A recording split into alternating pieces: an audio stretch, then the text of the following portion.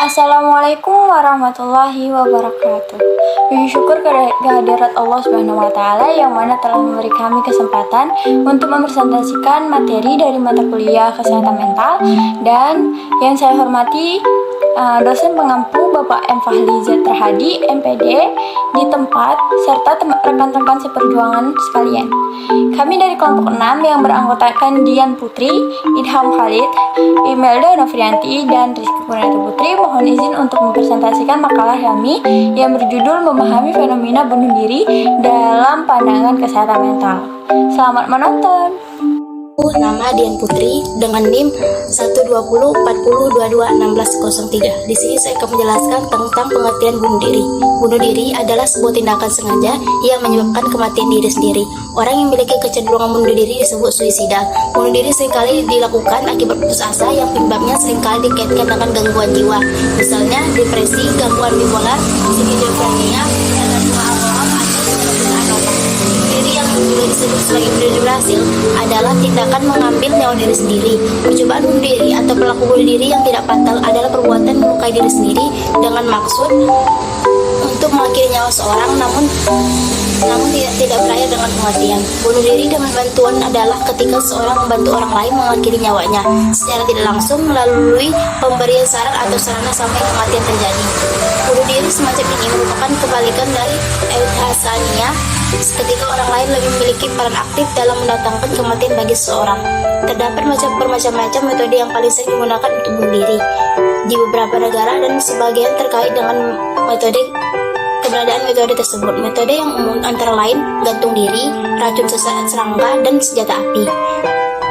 Sekitar 800 hingga 1 juta orang meninggal karena bunuh diri setiap tahun, sehingga bunuh diri menduduki posisi ke-10 sebagai penyebab kematian terbesar di dunia.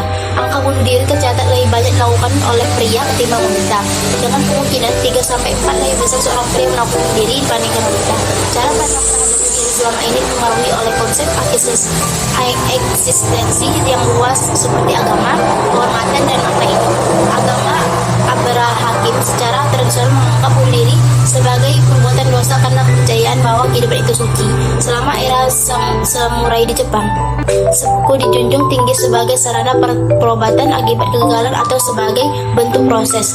Sati, sebuah praktik pemakaman dalam agama Hindu yang mengharuskan janda untuk melakukan pengorbanan diri atas api pembakaran jenazah suaminya, baik atas keinginan sendiri maupun didesak oleh keluarga dan masyarakat.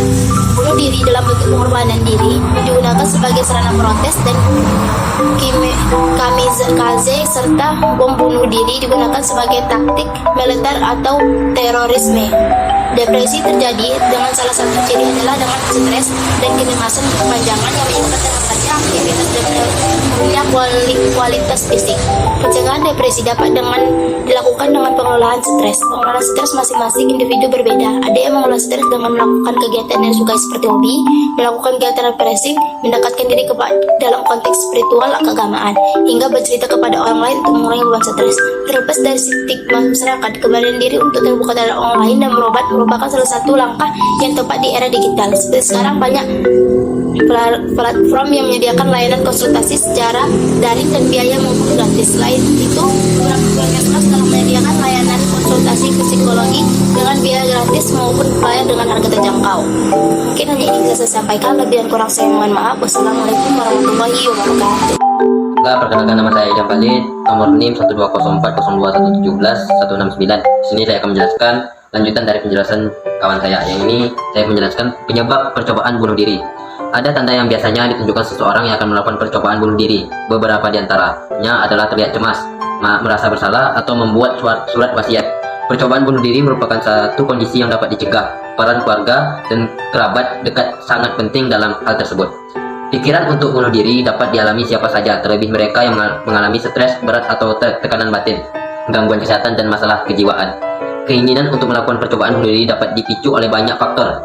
Beberapa antaranya adalah: 1. Menderita gangguan mental seperti depresi, mengalami kekerasan psikologis, menyalahkan gunakan nafza (NAPZA), menderita penyakit parah, memiliki tekanan batin misalnya karena perceraian, kehilangan pekerjaan, status kedudukan atau uang. Terus mengalami kekerasan seksual termasuk hubungan saudara, kehilangan kerabat dekat atau anggota keluarga. Terus nomor 8, di penjara. Selain beberapa gangguan kesehatan mental di atas, ada faktor lain yang bisa memicu seorang bunuh diri, diantaranya memiliki riwayat pelecehan emosional atau seksual, termasuk sodomi atau pemerkosaan, memiliki masalah sosial dan ekonomi seperti kehilangan pekerjaan atau terjerat hutang, mengalami peristiwa hidup yang penuh tekanan seperti penolakan perceraian atau kehilangan orang yang dicintai, menjadi korban perundungan atau bully, mengalami gangguan tidur. Terus materi selanjutnya, percobaan bunuh diri. Secara tidak langsung ingin bunuh diri namun sudah memiliki ide untuk mengakhiri hidupnya, tetapi tidak disertai ancaman. Pada kondisi seperti ini, seseorang mulai nampak adanya kegelisahan dan memberi tanda. Misalnya dia mengatakan, tolong jaga anak-anak saya karena saya ingin pergi jauh, atau segala sesuatu lebih baik tanpa saya. Seseorang yang memberikan isyarat bunuh diri ini pada umumnya mengungkapkan perasaan-perasaannya seperti rasa bersalah, marah, putus asa, tidak berdaya. Lebih jauh dia akan mengungkapkan hal-hal negatif tentang dirinya sendiri. Hidupnya merasa tidak berharga. Ancaman bunuh diri umumnya diucapkan oleh seseorang yang berisi keinginan untuk mengakhiri hidupnya, disertai dengan rencana meninggalkan kehidupan dan persiapan alat percobaan bunuh diri. Kondisi seperti ini sudah harus ada pendampingan meskipun seorang belum pernah mencoba bunuh diri. Pengawasan ketat harus dilakukan karena ada kesempatan sedikit saja bisa dimanfaatkan orang untuk melakukan bunuh diri. Percobaan bunuh diri adalah tindakan seseorang mencederai atau melukai diri dengan tujuan mengakhiri hidupnya. Pada kondisi ini, seseorang aktif bunuh diri dengan cara gantung diri, minum racun, memotong urat nadi, menabrakkan kendaraan atau menjatuhkan diri yang di tempat tinggi, membuat surat wasiat, memberikan benda-benda berharganya, pamit ke kerabat dan keluarga, menyimpan pil-pil berbahaya atau senjata api, lebih sering mengkonsumsi alkohol atau obat-obatan, menjauhi diri dari kerabat atau keluarga, terlihat cemas atau gelisah, terjadi perubahan pada kebiasaan makan atau tidur, menunjukkan perubahan suasana hati yang drastis, dan berani melakukan sesuatu yang berbahaya yang bahkan dapat menyebabkan kematian, misalnya berkendara dengan sangat cepat. Selain gerak-gerik seseorang yang ingin melakukan percobaan bunuh diri, juga kerap mencurahkan perasaannya. Dalam hal ini, perasaan yang diungkapkan dapat berupa mengungkapkan rasa sakit yang dirasakan, entah itu emosi atau fisik, berbicara tentang rasa bersalah atau malu, merasa seperti membebani orang lain, memperlihatkan amarah atau berbicara tentang balas dendam, mengungkapkan perasaan yang sepi, putus asa, dan tidak lagi memiliki alasan untuk hidup, mengutarakan keinginan untuk mati atau bunuh diri, sering berpikir atau bicara tentang kematian. Baiklah, saya Imelda Nufrianti dengan NIM 12040224 akan melanjutkan penjelasan materi dari kelompok kami, yaitu materi bagian saya tentang karakteristik kecenderungan bunuh diri. Sindrom prebunuh diri perlu dikenali untuk mencegah terjadinya bunuh diri. Bila sindrom prebunuh diri itu benar, maka syarat-syarat untuk bertanggung jawab pelaku bunuh diri harus ditinjau kembali. Pencegahan bunuh diri yang mungkin dapat diketahui dari gejala-gejala yang mendahuluinya, sehingga memerlukan satu pendampingan. Ketika seseorang ingin melakukan bunuh diri, ia akan memberikan sebuah pertanda kepada keluarga dan teman-teman terdekatnya, seperti ungkapan "saya tidak ingin hidup". Hal ini dikemukakan oleh ahli Lauren pada tahun 2005. Selanjutnya, Kartono pada tahun 2000 mengidentifikasikan karakteristik seseorang yang memiliki kecenderungan untuk melakukan bunuh diri. Karakteristiknya antara lain ada ambivalensi yang sadar atau tidak sadar antara keinginan untuk mati dan untuk hidup. Ada perasaan tanpa harapan, tidak berdaya, sia-sia, sampai pada jalan buntu, merasa tidak mampu mengatasi segala kesulitan dalam hidupnya, merasa pada batas ujung kekuatan, merasa sudah mencapai total secara fisik maupun mental. Selalu dihantui atau dikejar-kejar oleh rasa cemas, rasa takut, tegang, depresi, marah, dendam, dan perasaan bersalah. Selanjutnya, materi yang akan saya sampaikan adalah mencegah terjadinya percobaan bunuh diri. Bunuh diri merupakan kasus yang terjadi di hampir semua daerah, baik di kota-kota besar maupun daerah-daerah terpencil. Kasus bunuh diri juga merupakan kasus yang mendunia. Bahkan di beberapa negara ada suatu kepercayaan bahwa bunuh diri merupakan jalan terbaik untuk menebus dosa-dosanya di dunia dan mencapai kedamaian di kehidupan selanjutnya. Dengan kata lain, menurut pandangan tersebut, bunuh diri merupakan solusi terbaik untuk mengatasi berbagai permasalahan hidupnya. Hal ini justru cenderung berhubungan dengan gangguan psikologis yang dialami oleh individu. Gangguan psikologis ini dapat disebabkan oleh faktor individual, yaitu dari diri sendiri, maupun faktor dari luar individu, yaitu keluarga, pasangan, dan teman-teman, serta masyarakat. Selanjutnya, ada pun langkah-langkah yang dapat dilakukan untuk dapat mencegah individu untuk melakukan bunuh diri, yaitu yang pertama, mengajaknya berkomunikasi untuk menyampaikan perasaan dan pikirannya, mencari tempat-tempat yang nyaman agar dapat berkomunikasi dengan tenang dan mendapatkan keleluasaan. Selanjutnya, bersikap tenang dan jangan panik agar mampu menciptakan kenyamanan saat berkomunikasi dengannya. Mengembangkan rasa empati, yaitu mengerti tentang perasaannya. Berikan bahasa tubuh yang tepat, misalnya anggukan, ekspresi senyum, dan kesedihan di saat yang tepat. Kemudian, amati ekspresinya terhadap bahasa tubuh kita. Apabila sesuai, tentunya ia akan menunjukkan ekspresi positif dan penerimaan pada kita. Menghargai atau tidak merendahkan pendapat dan pola pikirnya, meskipun dirasa kurang tepat atau aneh. Berbicara secara jujur, tulus, dan tidak dibuat-buat. Tunjukkan kepedulian, kasih sayang, dan kehangatan. Selanjutnya, seorang konselor bisa memberikan saran-saran yang berhubungan dengan kesehatan fisik dan mental karena kedua hal ini saling berkaitan. Misalnya, saran-saran ini yang pertama meningkatkan keimanan, mengurangi pola tidur berlebihan, dan lebih banyak membuat ventilasi ruangan agar banyak udara segar dan cahaya yang masuk.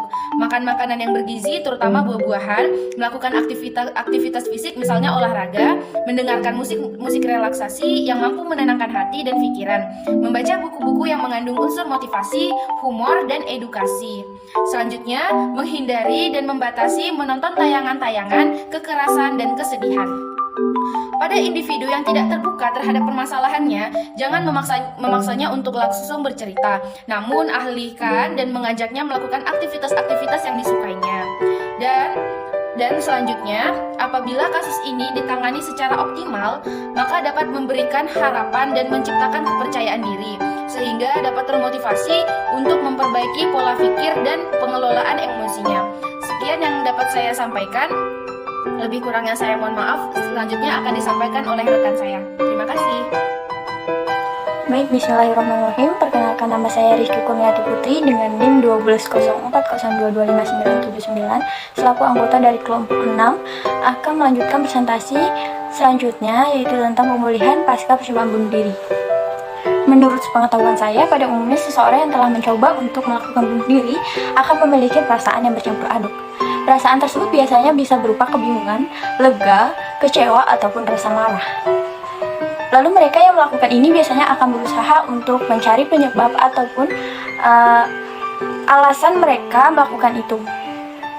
Baik, selanjutnya saya akan menjelaskan apa yang bisa dilakukan seseorang pasca percobaan bunuh diri yang dia lakukan. Berikutnya, cara pemulihan yang bisa dilakukan seseorang setelah percobaan bunuh diri. Yang pertama yaitu berpikir apa alasan untuk hidup sekarang, dan berpikir bagaimana pemulihan dapat membantunya. Yang menurut pengetahuan saya, terdapat banyak jenis pemulihan yang bisa dilakukan. Yang pertama seperti mencoba menemukan harapan, memberdayakan dirimu sendiri saat menjalani perawatan dan dikala sehat, menambah pengetahuan mengenai gangguan yang kamu alami dan cara-cara pemulihannya, membangun jejaring pendukung dari orang-orang sekitar yang inklusif, mengembangkan dan memperbaiki strategi untuk menghadapi stres ataupun pemicunya, menciptakan lingkungan rumah yang aman, serta menemukan makna atau rasa memaknai kehidupan. Cara yang kedua yaitu mencoba berinteraksi dengan orang lain, dan mencoba untuk melakukan sesuatu yang mendukung proses pemulihan. Cara terakhir yaitu mencoba bantuan dari support. Bantuan dari support seperti psikologi atau psikiater diharapkan dapat membantu proses pemulihan dengan memberikan perawatan biologis ataupun pengobatan dan psikologis ataupun terapi yang bisa saja meningkatkan kualitas kesehatan mental seseorang dan membantu menurunkan resiko bunuh diri. Baik, cukup sekian penjelasan dari saya. Saya selaku perwakilan rekan-rekan pemateri, mohon izin apabila terdapat kekurangan dan kesalahan selama berjalannya presentasi kami. Kami dari kelompok 6 mohon undur diri. Selamat menonton dan semoga bermanfaat. Wassalamualaikum warahmatullahi wabarakatuh.